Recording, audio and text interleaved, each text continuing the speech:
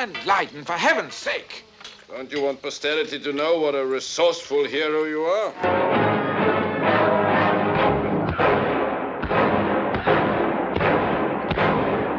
Well, time is now. And the weapons are these.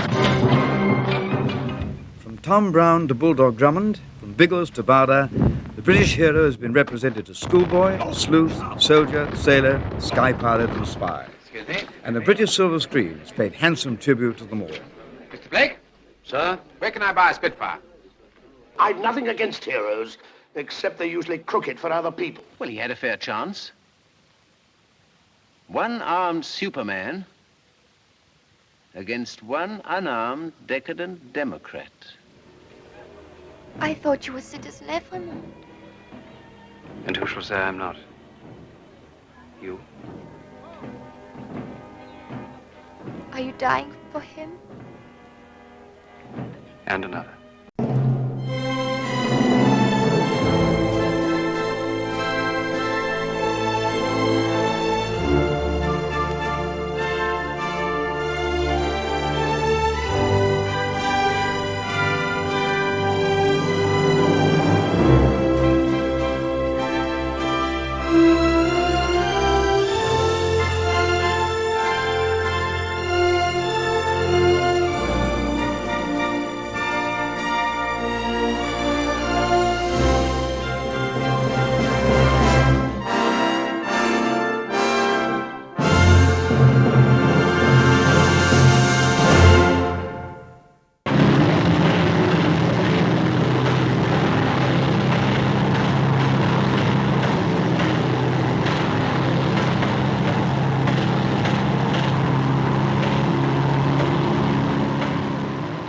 Ever since Boy David threw a loaded sling at Goliath and slew him in one fell swoop, heroes have always been admired and revered.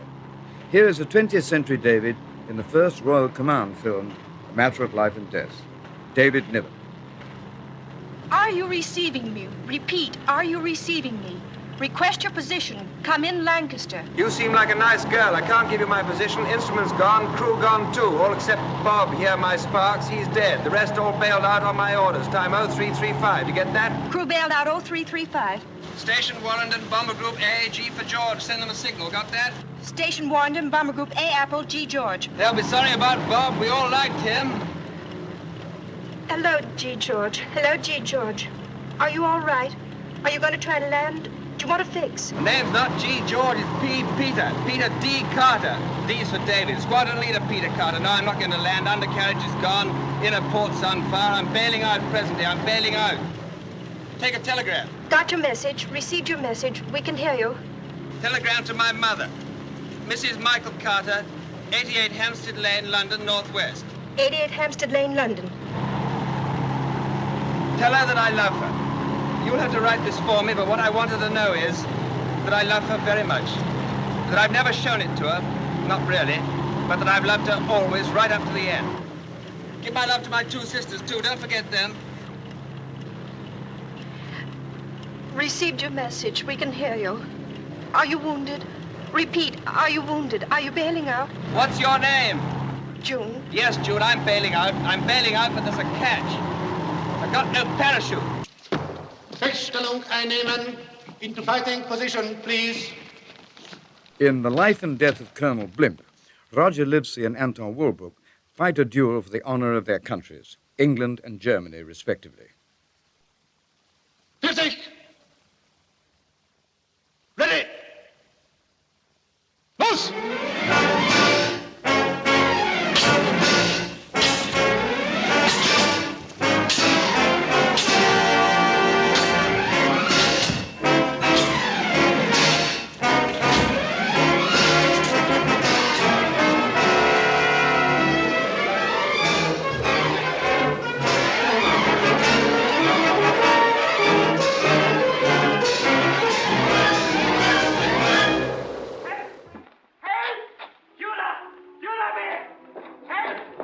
In contrast, Stuart Granger demonstrates the two-fisted type of hero to the rescue in the costume drama Caravan.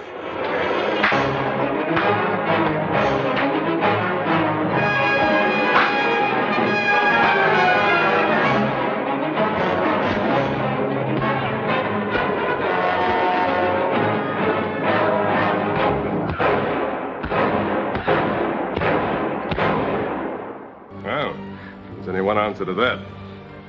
Go home and pack any clothes you need. I'll call for you later tonight. Swindon, you... Please, go.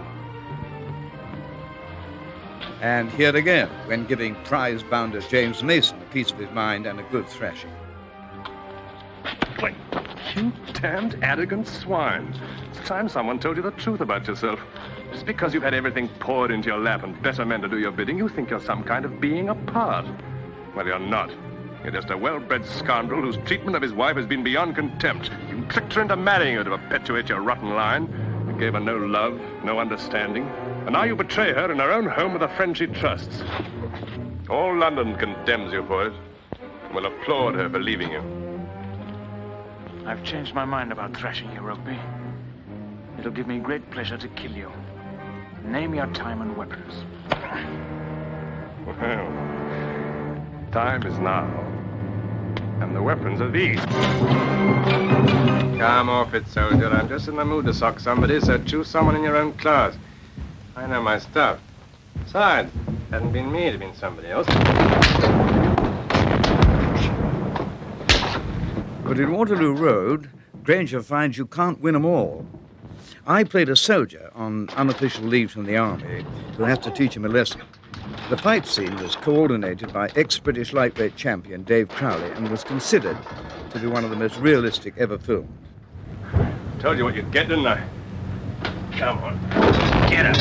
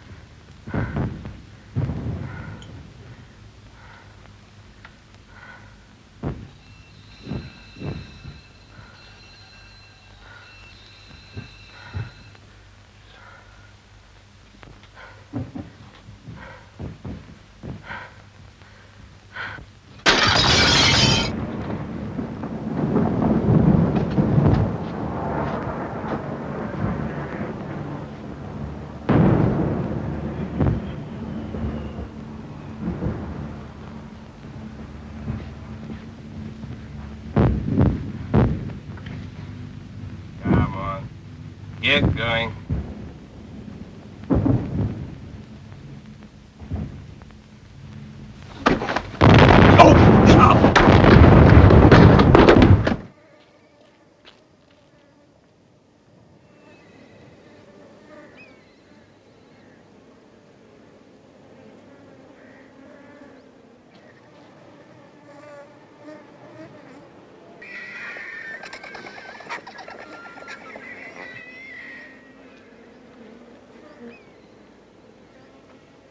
I'm glad to see it makes you sick.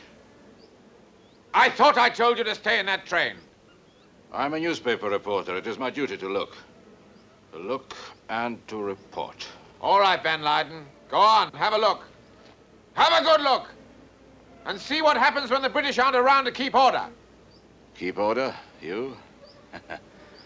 You divide. You set Muslim against Hindu. You divide in order to rule. That's what you do.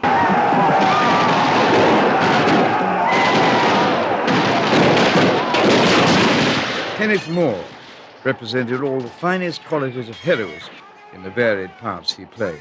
In Northwest Frontier, he was fighting with marauding Indians whilst being brave with trains.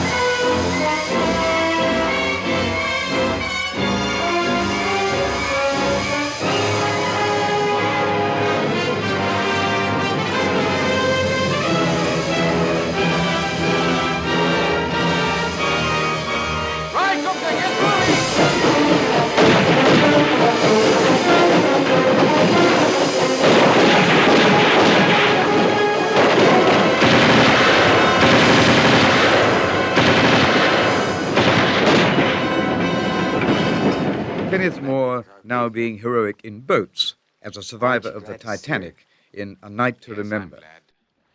But then I'm still alive. If only she'd been nearer. There are quite a lot of ifs about it, aren't there, Colonel?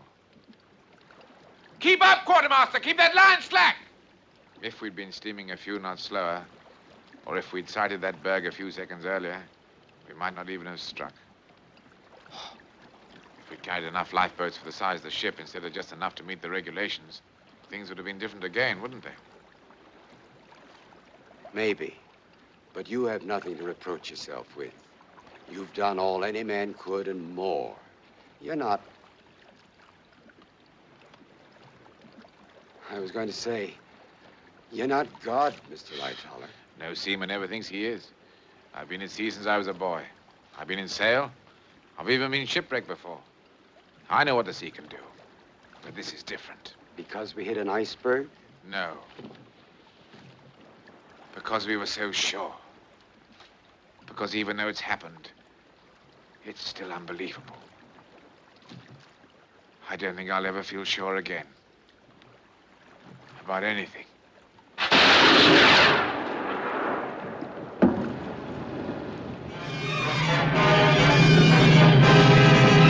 And Moore at his very best in Planes, playing the real-life World War II hero Douglas Bader in Reach for the Sky.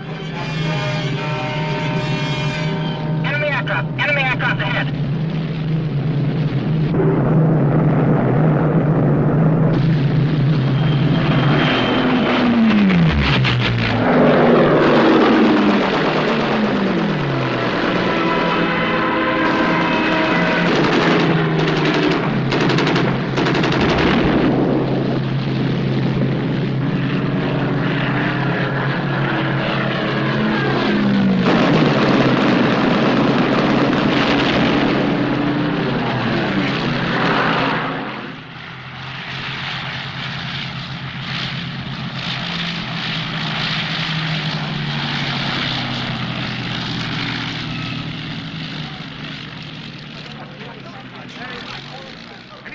No, I'm afraid not. How about you, Douglas? Any luck? Yep, got a 109 just south of Dunkirk. Smashed his tail up, cut it off like a knife. That means he's got 4 shots left. All right, Bob, I'll take over now. Okay, boss, but I don't think you ought to take stay with you, Mr. Scott. The papers say these men are killers. Yes, the Canadian papers. The Nazi papers call them heroes. 2 brave Nazis against 11 million Canadians. Say, Mr. Scott. Mr. Scott! Stop him! 1. In 49th Parallel, Leslie Howard plays a British pacifist provoked into action by a bunch of Nazi survivors of a U-boat. Howard was a real-life hero. He was killed when shot down in 1943 by the Luftwaffe after returning from a mission to Spain. 4. That's the lot.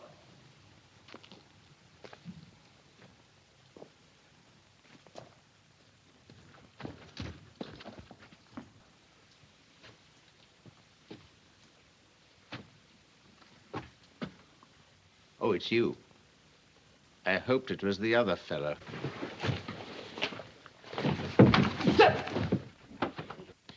That's for Thomas Mann. That's for Matisse. That's for Picasso. And that's for me.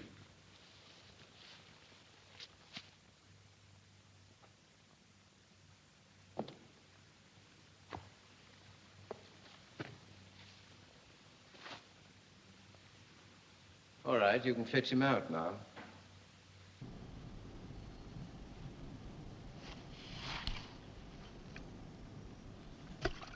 Sergeant Parker, the report's in there, and the map and compass. What are you going to do, sir? Now stay in cover. Don't give a sign, anybody. Is that clear? Well, what are you doing, sir? John Gregson displays the sort of gutsy courage that wins Victoria Crosses when, as a commanding officer of a stranded bunch of British desert fighters, he acts as a decoy, sacrificing his life so that his men might get back to base with vital information.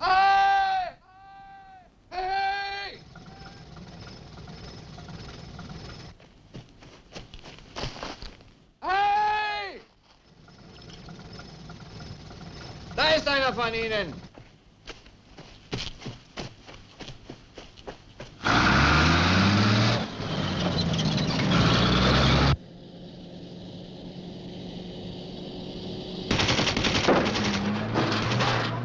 Over there, Wallace. Hard over. On the gun, Jimson.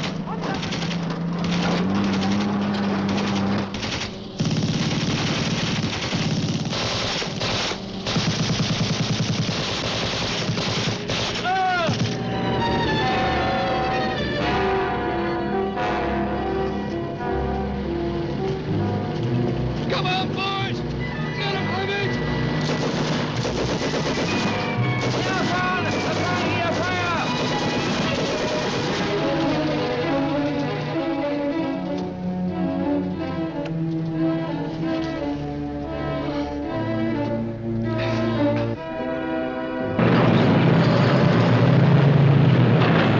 Still on a desert conflict field, it's Anthony Steele now making the supreme sacrifice to save the leader of an Arab community in the Black Tent.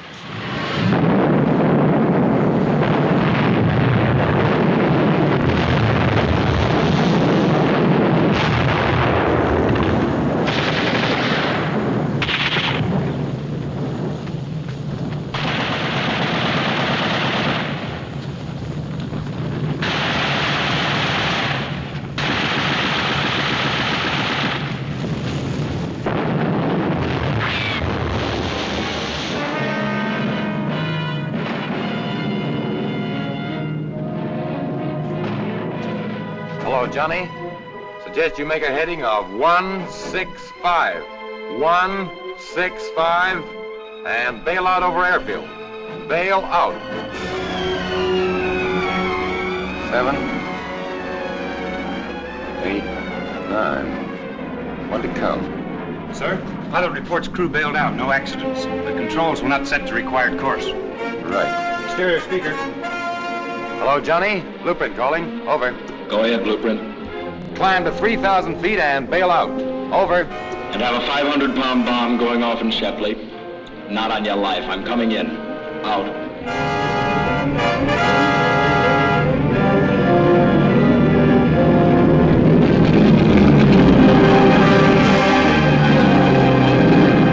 Hello, Johnny. Hello, Johnny. Go ahead, Blueprint. Climb to 3,000 feet and bail out. That's an order. Hello, Blueprint. There's something wrong with my receiver. I didn't get that. True Grit USA style is shown in the Terence Rattigan story, Way to the Stars. When visiting American, Douglas Montgomery decides not to bail out of a stricken returning bomber and risk blowing up a nearby village.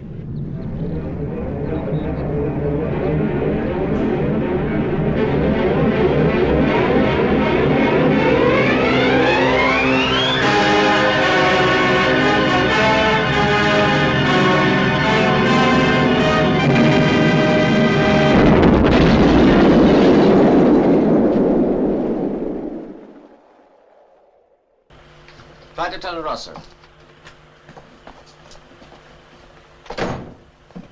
Ross, you disobeyed orders. Yes, sir. Why? I'm sorry, sir. Answer my question. Why? Well, the freight on that train looked interesting, sir. I wondered where it came from, and if there was any more waiting at the junction further north. There was, sir. I see. Jack Hawkins in the kind of part that made him the archetypal British hero.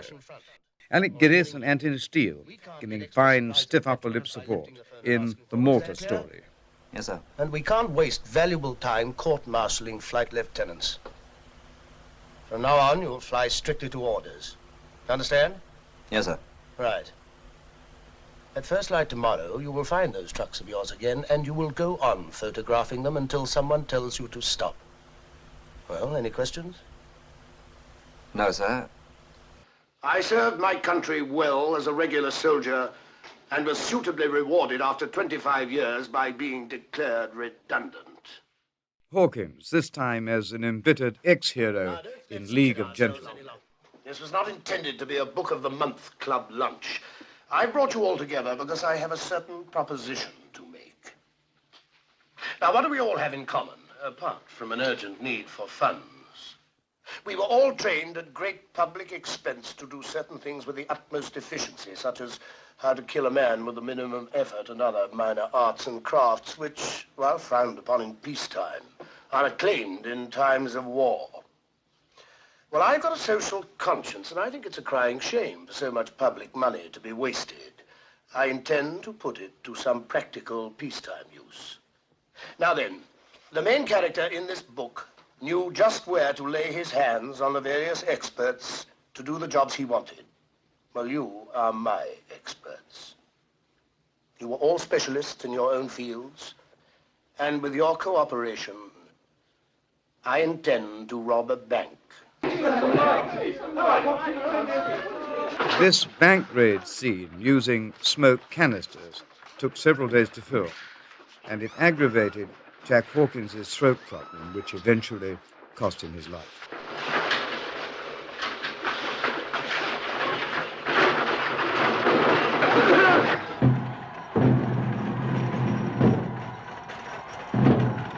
Dickens' great novel, A Tale of Two Cities, told the story against a background of the French Revolution of one of fiction's abiding heroes, Sidney Carton, played magnificently by Dirk Bogarde.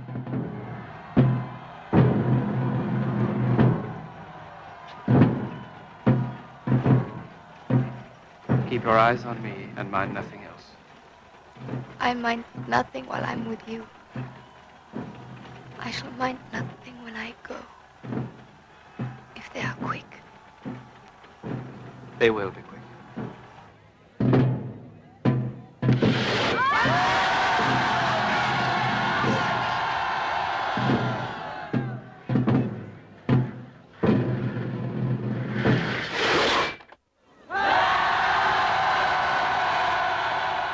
Is the moment come? It's come.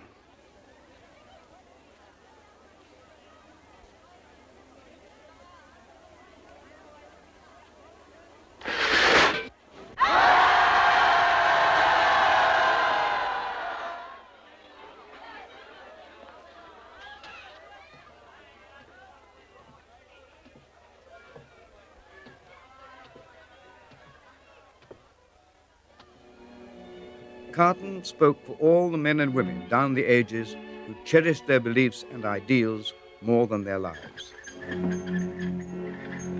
Suddenly, I want to weep, but I must hold my tears in check, lest they think it is myself I weep for. And who would weep for Sidney Carton? A little time ago, none in all the world. But somebody will weep for me now. And that knowledge redeems a worthless life. Worthless, but for this final moment, which makes it all worthwhile.